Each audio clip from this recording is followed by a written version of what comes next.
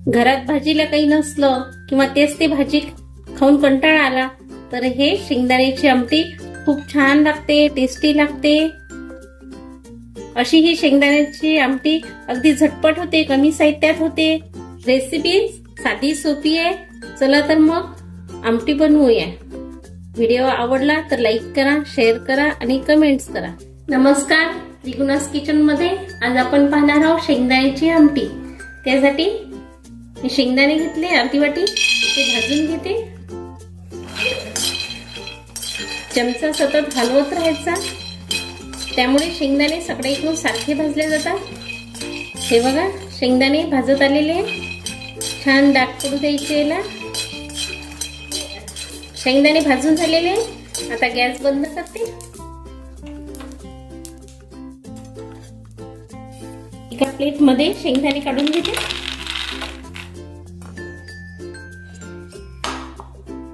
शेंगदाणे थंड झालेले, मिक्सर मधून काढून घेते। हे बघा, जाडसर वाटून घेतलं। आता याच्यामध्ये थोडंसं पाणी टाकते आणि परत मिक्सर मध्ये फिरून घेते।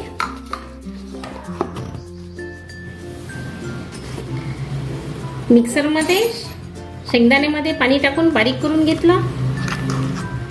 हे बघा, अशी पेस्ट तयार केलेली आहे। भाजी करण्यासाठी कढईत तेल टाकून घेते।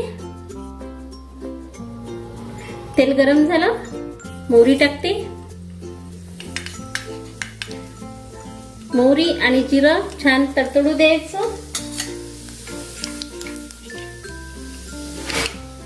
हे लसूण आणि अद्रक याची ताजी पेस्ट केली, ठेचून घेतला। ठेचून घेतला की चव मस्त लागते।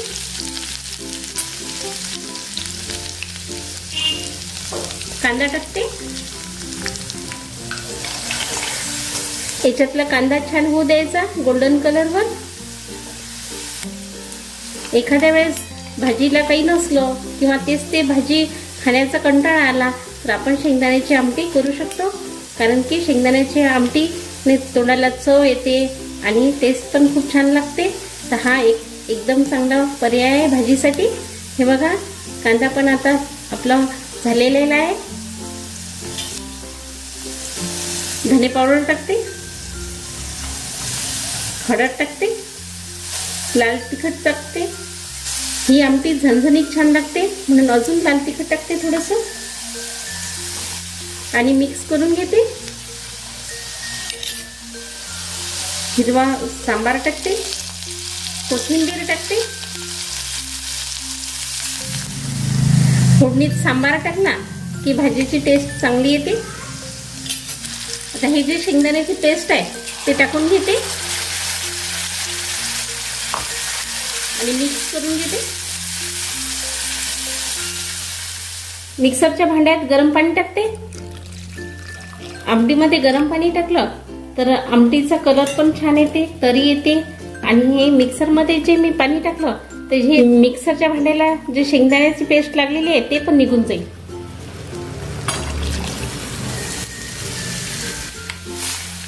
मिक्स करून घेते। हे बघा, आपल्याला जेवढी पातळ पाहिजे तेवढी पातळ करायची। ही मला थोडीशी घट्ट वाटते म्हणून याच्यामध्ये अजून मी पाणी टाकून घेते, पण पाणी मी गरमच टाकते। चवीनुसार मीठ टाकते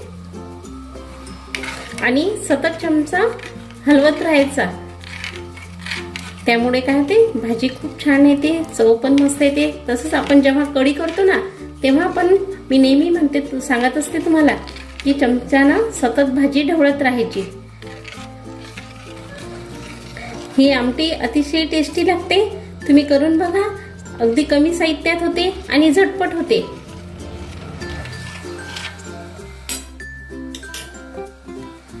भाजी मसाला टाकते। तुम्ही तुमच्या घरचा जो तुम्ही नेहमीच्या वापरत असाल तो भाजी मसाला टाकायचा आणि मिक्स करून घेते।